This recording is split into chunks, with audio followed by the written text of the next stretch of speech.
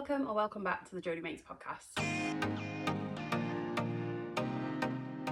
Hi, my name is Jodie. I'm a knitter and crocheter based in the northwest of England, and I'm here today to talk to you about my summer making plans. Before we get started, I did just want to remind you that I do make these videos every other week, so that's every other Sunday at 9 AM UK time. If you like today's video and you want to see more from me, I'd love it if you subscribe, and if you could hit the like button, that would also really help me out. Shameless self-promotion aside, let's talk about the elephant in the room before we get into the video. Is today a summer knitting plans video? Yes, it is. Am I wearing a big fluffy DK weight jumper? Yes, I am. As I mentioned, I live in the northwest of England and the weather here is not particularly consistent. Despite the fact that summer is around the corner, I am looking out of the window right now and the sky is full of clouds, and it's cold enough in the UK today that I have spoken to people at work who have got their heating on. On the topic of my fluffy DK weight jumper, this is my Lickay pullover. I finished this last year, but I have gone back to it this year and just done a couple of amendments. So I adjusted the sleeve length and the body length, and it now fits a lot better. Nice and cozy, and I just like the fact that it is this sort of like textural pattern rather than sort of an in-your-face stripe. It's a nice textural stripe where you've got two strands of merino held together for one stripe, and then there is a stripe of boucle in there as well, and I just love the zigzags. I love that it's a slight off-white. I think it's a little bit softer for me. One thing that I will say is that one strand of this is the Woolly Knit merino 4-ply, and that's not my favourite. I do think it's a little bit, I wouldn't say it's itchy, but I definitely can feel that I've got it on. But I do think that I am particularly sensitive to natural fibres, and so I don't think that this is something that everybody feels. I've certainly seen a lot of reviews and nobody has said anything about this wool being anything other than lovely on the skin. So before we look ahead to what I'm looking to make in the summer months, I did just want to take a moment to step back and just look back at my spring knitting plans and just see how we fared with that. Spoiler alert, not particularly well, and I have, in looking back at those spring knitting plans, that's really helped me to inform what I'm planning to do in the summer and just be a little bit more realistic about what I can achieve in a 3-month period. So looking back at spring, I came into the spring with 4 whips on the go. I had the Yorkshire blanket, I had a granny square cardigan, which is becoming a jumper, I had a cloud bow top, and I had a freestyle camisole that was based on the camisole number 7 by My Favourite Things Knitwear. In terms of those projects, I finished the Yorkshire blanket, I put the granny square cardigan on hold, I frogged the cloud bow top, and the camisole number 7-ish, I am sort of at the very end of that, and I'm hoping to be able to close that out before the end of the month. I've still got a couple of days left at the time of recording, so possibly 2 out of 4 finished there. Not ideal. I then had a new cast-ons section, and in that I was planning to cast on a granny square beach bag, a salty day sweater, and a garden party top. Now, out of those 3, I have actually cast on 2 of those. So my granny square beach bag is currently on the go, as is my salty day sweater, but I didn't get round to the garden party top. I also had an aspirations section. So this was something that I wasn't too sure that I'd get through all of the new cast-ons. Like, clearly I knew that what I was planning to do was a little bit unrealistic, and I had a list of 5 patterns that I was hoping to get to if I finished my new cast-ons. So we know I didn't get round to those, but what I was hoping to do was cast on a Nasty Tee, an Estrella top, a 4 Seasons camisole, and a Petal Drop camisole. Now with those camisoles, I was only really hoping to get to one of those, but I didn't even get to the priority one, which was the garden party top. And on top of those 4 kind of tops and t-shirts, I also wanted to revisit a rested whip, which is the Minnow cardigan. So out of all of those plans, like I say, I finished one of the whips that I came into. I frogged one. So at the time of recording, 2 of the whips that I came into the spring with are still currently on the needles, and I also have a further 2, which is 4. However, for the purposes of today's video, I'm not going to consider the camisole number 7 freestyle option as an active whip, because I am convinced that I'm going to have that finished before the start of the summer, which is in a couple of days, like I say. So in terms of our summer knitting plans, that puts us going into the summer with 3 active whips. So the first project that I am taking into the summer with me is my Salty Days sweater, and I would say that this is the most active of all of the active whips. I am loving this, as you might have seen in my most recent podcast. Really loving working on this, really excited to wear it. I am making steady progress on the body. As I mentioned in my last video, I've started the next sort of lace diamond section. I'm hoping to get that finished soon, and essentially this is going to be like my top priority, the first thing that I want to finish out of my summer knitting plans. I'm making that out of Drops Bell in the shade white, which is 01, and I am super keen to get this finished because I just want to wear it. The drape is lovely, no notes, absolutely love it. So that is the first project that I am taking into the summer with me, and I am hoping to finish that in the summer. So the next whip that I'm taking into the summer with me, which is an active whip, is my crochet granny square beach bag, which is another freestyle pattern, although let's be honest, it's not particularly complicated. It's just a solid granny square. I'm striping it every single round with the black and the white, and that is in drop saffron, and that is in shades 16, which is the black, and 17, which is the white. And my plan with this is I'm hoping to make 4 of these granny squares and then sew just sort of like a black cotton or linen bag and affix these to the outer edge as sort of like a decorative panel. I don't think I have enough yarn to actually make the bag out of this, and I also want structural integrity. I want to be able to add pockets and things like that. So that's the plan with that, and I currently have 1 of these squares finished. I've just got 3 more to go on that. And the final whip that I'm taking into the summer is currently resting, but I am hoping to bring it back once I've finished the Salty Days and I know where my yarn situation is. This was originally going to be a cardigan, which was inspired by one that I'd seen from the brand Apricot. The further into this project I get though, the more I want to make it into a sweater. So I'm calling it granny square cardigan slash sweater thing at the minute because I've not fully decided, but I do think it's probably going to be a sweater. Like I say, the reason why I put this on hold was because it uses the same yarn that I'm using for the Salty Days. I wasn't too sure if I'd actually bought enough to complete the Salty Days, and so I've put this on hold so that I can definitely finish the Salty Days and then come back to this once I've finished that, presuming I've got enough yarn. So all in all, I think I'm doing okay there to just bring 3 whips into the summer months with me. In terms of progress, I would say I'm a little under halfway through the Salty Days sweater. Admittedly, most of the texture is in the body, and so the sleeves I think will go a little bit quicker because I think that's mainly sort of a knit purl rib texture. I am about 1/4 of the way through the granny square bag because I've got 1 of those done, although I do need to do some sewing as well to finish that off, so maybe not quite 1/4 of the way through. With this project, I can't remember exactly how many granny squares I have finished. I'm definitely over halfway in terms of the granny squares. I think I've maybe got 2 or 3 granny squares left to finish, and then it's just a case of assembly. So I'm hoping that once I do pick this back up, that'll be sort of a week or 2 to get that finished. And so I think I've got quite a bit of time for new cast-ons in this month. That said, I am still trying to be a little bit realistic with myself. She says, as she's about to talk about 4 new projects. So the first thing on my wish list in terms of new cast-ons for the summer months is a pair of Finest Fit socks. So there's 3 main reasons why I want to get a pair of Finest Fit socks on the go. So first, they're one of my Make 9 projects, and so far this year I have completed just 1 of the things on my Make 9. I made a baby bear bonnet back in January, which I gave to my cousin when her baby turned 1 as a gift for her. And that is the only thing from my Make 9 that I've completed. Once I've finished the Salty Days, that will be a second one, and I did try with the Minnow, but I've had loads of problems with it and I've had to rip it back. Essentially that's going to need starting again, so I'm not really counting that as even started at this point. So this would put me up to 3 of my Make 9 projects that I've cast on. The second reason is because it's a nice small stockinette portable project which I can just throw in my bag when I'm like traveling for work and things like that. And thirdly, it's a great opportunity to use up some scraps. And so the colours that I'm hoping to cast this on in, I've got some leftover Drops Fable. I think I've got just short of 40 grams of this left over. This is in the burgundy colour. Can't remember exactly what the colour number is, but nice little sock yarn. And then I've got a ball of Drops Nord in the beigey colour. Again, not too sure what the colour code is for this one. I have literally like tiny tapped into this. I think I've probably got about 45 grams of that one. And then I've got a full skein of Drops Nord in 13, which is like one of the pink colours. And so I'm going to hold these 3.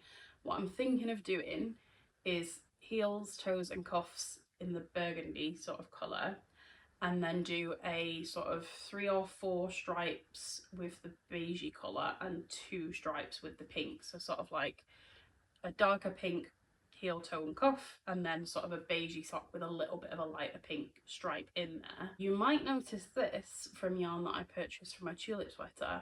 I've had a rethink of that. That was one that was on my Make 9. I don't think I'm going to be coming back to that this year. So this is another thing of like, the things that are on the Make 9 that I actually want to do, I really want to finish because there's a couple of things on there that I'm actually probably not going to get to for other reasons this year. The second project that I'm hoping to cast on as part of my summer making plans is the garden party top. Now there is one crucial amendment here. When I talked about this in my spring knitting plans, I was thinking I was going to make that in the drop saffron in the shade pink.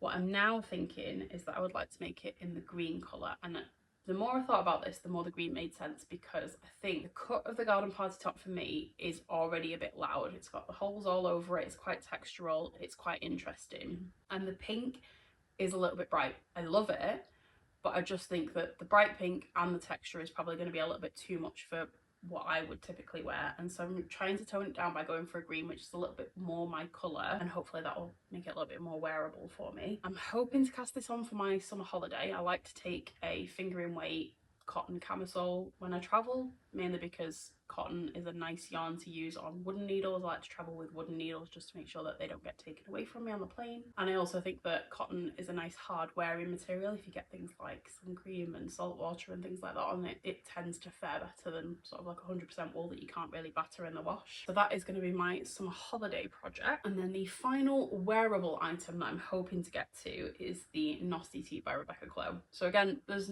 not really too much new in terms of the garments. The garments that I want to make are pretty consistent coming in from the spring knitting plans. I'm still hoping to make that in Drops Bell in navy blue. I don't have one with a ball band on, but I have tons of this stuff, plenty to make a Nosty Tee. I'm not sure if I'm going to make it short sleeved or long sleeved yet. It's going to be one of those where I cast the project on and then just see how I feel about it as I go, but I've definitely got enough to do a long sleeve one if I wanted to. So the one difference in the status of that project is that that pattern has actually come out now, and so I've purchased the pattern, I've got the pattern ready to go. So out of all of the things on the list so far, the Nosty Tee is the one that I've got the materials and the pattern for and things like that. One other thing that I'm looking to cast on in the summer is I recently purchased a trio of patterns from Green Frog Crochet. As you may know, if you've watched any of my other videos, I've got a little girl and she has recently gotten absolutely obsessed with K-pop Demon Hunters, which I'm thrilled with. I think it's a great film, and the soundtrack, absolutely love it. Of all of the songs that I have had to listen to on repeat in my car, like very on board with the K-pop Demon Hunters trend. And as soon as I saw this pattern for the 3 characters from K-pop Demon Hunters as little crochet amigurumis, I just knew that I had to make her some. So they are going to be quite involved makes. There's 3 dolls that are all sort of really miniature amigurumi characters, so they're going to be quite fiddly to make. They've each got 2 different outfits. So they've got their like standard how it's done outfit, and they've also got the golden outfits for each of them. So yeah, very involved makes, and I would like to have them finished to give them to her for Christmas, but I would like to, because they're quite involved and because they're quite fiddly and because there's going to be a lot of crocheting involved, just because there's a lot of pieces to it, I'd really like to get started now. And in my head I'm thinking, if I get one done in the summer and one done in the autumn and then one done in the winter, that sort of spreads out a little bit for me, so I'm not doing all that like really fiddly crochet on a crunch. Yeah, so I'd like to do at least one of those dolls. I'm not sure who I'm going to start with. I'll probably start with Rumi, because I think that's her favourite character. And then if I lose the motivation after I've done the first one, maybe she just gets them. But I haven't got the yarn with me today, but I have ordered that, and that is on its way from a warehouse. I'm going to do those in Sheepy's Katona and Drops Glitter. I think the pattern recommends, basically the pattern recommends all of the different shades of Sheepy's Katona for like all of the body bits, and I've stuck to all of the recommendations. I've used exactly the same colours and exactly the same yarn that the original maker has made hers in. I really like the finish of hers, so I just was like, I'll just copy the yarns. The only one that I couldn't get is, I think she recommends, there's a Sheepy's glitter yarn, Sheepy Sparkle or something like that, and there's some golden accents and some silver accents on some of the clothes, I think, that require that yarn. I've ordered Drops Glitter. We'll see how that goes. That's a really thin sort of lace weight yarn. It's absolutely nothing like the yarn that she recommends. I think the one that she recommends is DK. So that was sort of like a thing that went off in my head of like, the Sheepy's Katona is a 4-ply, and so putting a DK in there, it didn't make sense to me. So I've ordered a lace weight, and I'm hoping that holding a few strands of that together just sort of does the job for me, but we'll cross that bridge when we come to it. If that doesn't work, then I can always find an alternative. I've been wanting to try Drops Glitter for a little bit, so this was sort of an excuse to use that as well. And that really just sort of fills in the gap that was made by my Yorkshire blanket. I think in a recent video I mentioned that once I finished that, I said I really enjoyed having a more involved crochet project that I could work on, and something that like I had to use a pattern for. I think it really sort of used a different part of my brain to sort of granny squares and like simple knitting. So that's going to be that. And I think that's opened up a new slot where I said that I like to have 3 projects on the go that are like active whips. I think I'm opening up to the possibility that 4 is probably the right number, and that's like split down the middle, 2 knitting, 2 crochet, and then a simple and complicated of each of those. So my granny square project will be my simple crochet, and my demon hunter doll will be my complicated crochet. And then similarly, I have my Salty Days sweater as my complicated knitting, and I'll have my socks as my simple knitting. So I think those plans are already quite ambitious. So I've got my 3 whips that I'm hoping to finish.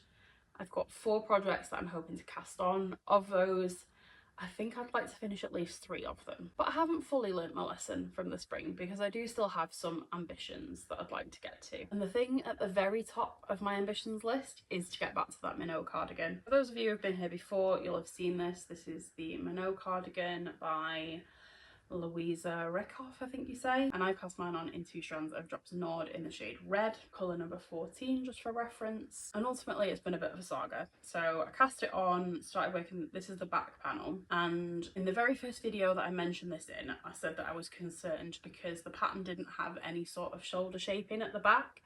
And every time I've made a drop shoulder pattern so far, there has been that shoulder shaping. And I think that the fit across the shoulders is quite nice on all of the drop shoulders that I've done, and I was just a little bit worried that if there isn't any shoulder shaping, does that create some bulk somewhere that I'm not experiencing in my other drop shoulders? So I was already a little bit cautious of this before I'd even really got started on it, and then as I continued with it, I just felt that what I wanted was a lightweight cardigan.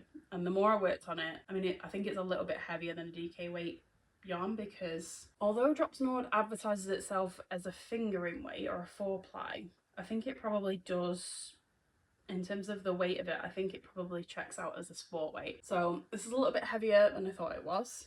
Ultimately, I held it double, and the fabric that has resulted is a little bit heavier. And so I got to the point where there were so many concerns about it that I just stopped, because this stitch pattern is really, really involved. This is like several hours worth of knitting already. And I just didn't want to get myself further in the hole with this project. And I wasn't completely convinced that I'd like the finished result. So ultimately I decided that I was going to make a swatch with the Drops Nord in the same colour held single. I still want it in this colour. I think that this would be great. I'm starting to think that it would be a really good festive cardigan as well as a summer one. So I'm seeing a lot of seasonality, which is why I didn't really want it to be this heavy. I thought if it's this heavy, it's not going to do me in the warmer months. I'd rather have something a little bit lighter that I can put a longer layer on in the winter. Realistically, I'm not wearing short sleeves in the winter anyway. And so ultimately, if it was a bit thinner, it'd be a bit more versatile for me. So yeah, want to make a swatch in this held single, just see what sort of gauge I'm getting with that. And then just have a look at other patterns, ones that do have shoulder shaping, that I can then just plug the stitch pattern into. And I'd really like to have that project on the needle, sort of back worked out, back cast on, like ready to go, going into autumn, so that that can be something that I work on through the autumn, and as it gets colder and I need that cardigan, that will start to get, you know, ready for me. Aspiration number 1, whether or not we get to it, we'll see, but I would really like to get that casted on. Another thing that I have tentatively put in my aspirations is the Unicorn Forever sweater. Again, this is something from my Make 9, so I'm starting to have this panic of like, oh, I'm halfway through the year and I haven't actually done any of the things that I wanted to get done. I put this on my Make 9 because I had this ball of Drops Air in strawberry ice cream in my stash. And one of the main things that has stopped me casting on this sweater so far is the fact that I just have this one ball, and I'm going to need more materials in order to actually complete that sweater. So one thing I have done is I took the opportunity when I ordered the yarn for the Huntress dolls. I was already ordering from Wool Warehouse anyway. Drops Air is actually on sale at the minute, so perfect. So I've ordered 2 more balls of the strawberry ice cream and 1 ball of the off-white. I've done something a little bit out of character here, because if I was to make the recommended size for my daughter, including the recommended ease of 20 to 22 centimetres, the pattern says that I need 4 of these, but it's the first size that does recommend 4, and that to me said that if I did tap into that 4th skein, I was going to have quite a bit of it left over. And so what I'd rather do is play a little game of yarn chicken. Normally I'm not a fan of yarn chicken, but play a little game of yarn chicken and just see if I can make the 3 balls work. Ultimately, if I run out of yarn, I am open to messing with the construction a little bit. So with the white, it recommends a single skein for all of the sizes. And so that to me says that I'm going to end up with some of the white left over. And maybe what I have to do there is make the collar white and make the cuffs white, maybe make the hem white, just to sort of stretch that yarn. I'd rather have the collar a little bit of a funny colour or something like that and just see how that works, and then that might help me sort of optimise the yarn a little bit better. This isn't really a yarn that I can use with other things. Like, I don't use a lot of Aran weight full stop, and even if I, you know, any of the other Aran weight yarn that I've got in my stash doesn't really go with this. And so if I get any of this left over, really I'm limited to like a hat that I can make out of it. So I'm keen to use as much of this up as possible, which is why I've opened the doors to a rare game of yarn chicken. And hopefully that decision doesn't bite me on the bum, but we'll see. So yeah, Unicorn Forever, or Always Forever Unicorn. I can never remember the exact pattern name. It's by Wool and Beyond. It's the one with the unicorn on. I'll put a picture in. But yeah, another thing that I'm hoping to make for my daughter. We'll see how it goes, because I don't really want to load her up with makes at Christmas. I originally was going to make this for her Christmas present, but if I'm going to make the Huntrix dolls instead, I might hold this back for her birthday. We'll see. And then the very final thing on my aspirations list is a rainbow baby blanket. And I have this big Wool Warehouse tulle bag, whatever they're called, whatever the material is, full of sort of DK acrylic yarn. So the story with this project is that a couple of years ago my friend had a baby. They're really into bright colours, and I seized the opportunity to make a rainbow baby blanket, and I had quite a bit of yarn left over from that. So I've got, I think this is a full 100 gram skein, the Hayfield Bonus DK in the white shade, and I think this is about half a skein. And then I had big chunks of the blue and the green from the original rainbow. I do have some remnants of the yellow, orange and red, but I didn't have enough. Like, these are 100 gram skeins and I had less than 50 grams left of those. So these two are 50 grams or more, and the yellow, orange and red all had less than 50 grams in them, which told me that you needed more than I had left in order to make the blanket. And when I was looking at ways to use these up, I just thought, like, maybe I just make another rainbow baby blanket. Maybe that's the best way to use them up. And so I found another ball of red acrylic in my stash. I had a red, and earlier in the year I ordered 2 skeins of Yarn Smith's Create Double Knit in the colours Canary Yellow and Carrot. You might notice that I'm only holding up 1 skein of Yarn Smith's Create DK, and that is the Canary Yellow. What happened to the orange one, I hear you say? I cast something new on. I'm not going to tell you what it is because we've not talked about it in a podcast. This is a spoiler-free zone. It is something that is going to be a finished object in my next podcast, I think. And so I have once again allowed myself to end up in a position where I have a project where I don't necessarily have all of the yarn that I needed. I had a quick look in my stash and I did have this ball, and I originally decided that this was coral. When I've re-looked at it, I do think it's orangey. Now, when I originally held this up with the colours that I had, I didn't think it really worked. But the shade of yellow that I've gone for is like buttery enough that I think I've tied that in. I actually think that the colour that's throwing me off is the red. But I don't think that that stands out enough for me that I wouldn't be willing to put it into a blanket for a baby. I don't think anybody, when receiving a gift of a hand crocheted baby blanket, would say, oh, this is lovely, but I just wish you'd used a different shade of orange in there. This is a So Crafty acrylic DK, very similar in terms of the feel of it. So it's becoming a bit of a mixed bag now because we've got 3 different shades of the Hayfield DK. Honestly, not my favourite acrylic. If you're going to get a DK acrylic, don't get this one. And then I also have James C. Brett Top Value DK, which was a gift. So Crafty DK, again, like just touching all of these. The Hayfield DK is definitely the least soft, like the most plasticky. This one is better, but I still think you can tell that that's acrylic. This one's nice and soft. This one's nice and soft. So for future acrylic purchases, I probably would give the Hayfield Bonus DK a miss. I also think, interestingly, this is one of the more expensive ones in this blanket. I think this one is like £2 something a ball. This one's less than £2 a ball. I didn't buy this, so I don't know how much this one is. But I do think, like, hopefully this works up nicely, because this is going to become my new go-to DK weight acrylic if so, and I buy a fair amount of DK weight acrylic. I like it for baby knits and things like that. So all that to say, my final idea for something that I would love to cast on in the summer is a crochet rainbow baby blanket. So yeah, I think that's plenty to keep me busy for the next 3 months. I don't think I'm going to get to everything on the list. So in terms of my priorities, here's what I was thinking. First of all, absolute top priority, I want to finish the Salty Days.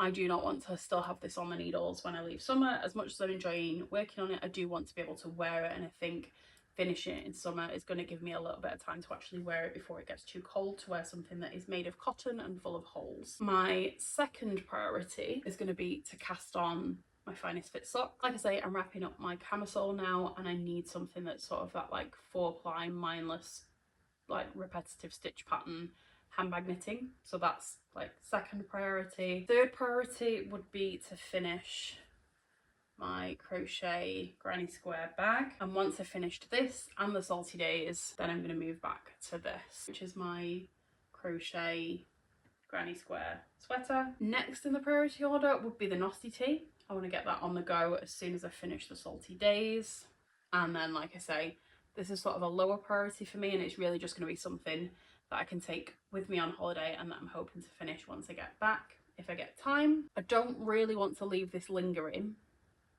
because I feel like this is the sort of project where, because it's quite seasonal, again, it's full of holes, it's cotton, it's 4-ply, I do sort of want to get this finished. Maybe I need to prioritise this over this more, I'm thinking about it, because this is something that, especially if I made the long sleeve, could probably take me into the autumn, where this really would be limited to the summer months and summer holidays and things like that. And then once I've finished all of those, I think the top priority would have to be Minnow cardigan, and then the Always Forever unicorn sweater, and then the rainbow blanket. However, I do feel like the rainbow blanket is probably going to bump itself further up the pecking order, because my other two aspirations are knit, and out of my new cast-ons I only have one crochet project, and that's not a mindless crochet, it's sort of an involved crochet. And between these two, this isn't really going to be enough simple crochet to last me throughout the summer. And so I think the rainbow blanket will bump itself up the list organically, just because of the nature of what that project is and how it fits into that sort of 4 projects at a go, sort of 1 simple crochet, 1 complicated crochet. I think it fits nicely into that space once I finish those 2 granny square projects. So yeah, that's everything that I've got for you today. I'd love to know what you're planning to cast on over summer. I think the thing that I'd most be interested in hearing from you about this week is your summer holiday knitting. So for me, I have a very set routine. So I've talked today about a 4-ply cotton sort of camisole project. That is my go-to for a summer holiday. I like to have something that will work on a wooden needle so that I can take it on the aeroplane, and specifically something that's in 4-ply, something that's in cotton, preferably something that's a camisole. And the reason I've come up with that formula is, like I say, sort of the needle is the first sort of limitation. It needs to be something that I'm comfortable working on a wooden needle, because that's what I need to take when I'm traveling. It needs to be something that's made out of cotton, because I think cotton stands up to washing a little bit better than other materials that I like to work with, and so cotton just makes the most sense for me. So the other thing that I'm thinking when I'm traveling is yardage per gram. So I suppose to sort of bring that to life a little bit, this is a 50-gram ball of cotton DK. I mean, it's a cotton linen viscose blend, but it's a summer fibre, something that I'd be comfortable working on in the summer. However, because it's a DK weight, for 50 grams you're getting 120 meters. The Droff Saffron, similar size ball, so it's going to take up similar amount of room in my suitcase. Again, 50 grams, so it's going to weigh the same in terms of my weight allowance, but you get 160 meters in this. And so in terms of the amount of time that I spend knitting and the number of stitches that I'm completing while I'm on holiday, I get more knitting out of this than I would get out of this. And so I always want to prioritise a finger weight project when I'm travelling, just to help with like luggage allowance and things like that. So then we've got our restrictions. I want a wooden needle, I want a cotton project, and I want something that's 4-ply. And when I think about those things together, realistically, when I'm thinking about a finished object, I'm going to get most use out of a project that meets those criteria. If it's a camisole, I get a lot of wear out of my 4-ply cotton camisoles. So I always like, and it also makes traveling really easy. I just think like, I know I want to take my sort of 3.5 millimeter wooden needles. I know I want to take some sort of 4-ply cotton yarn. I just need to find a project this year that I'm interested in that I'm going to take. But yeah, that's my travel knitting formula. Would love to know what types of things you travel with, or if you've got some sort of travel knitting formula like I have, where I'm like, I'm going to remove a lot of the mental load of thinking about a knitting project for traveling, because it's got to meet so many criteria that actually there's probably only 1 or 2 projects that I want to use for that project. That's everything that I've got for you today. Don't forget to like the video if you liked it and subscribe if you'd like to stick around. But other than that, that's everything. Thank you very much for watching, and I'll see you again soon. Bye!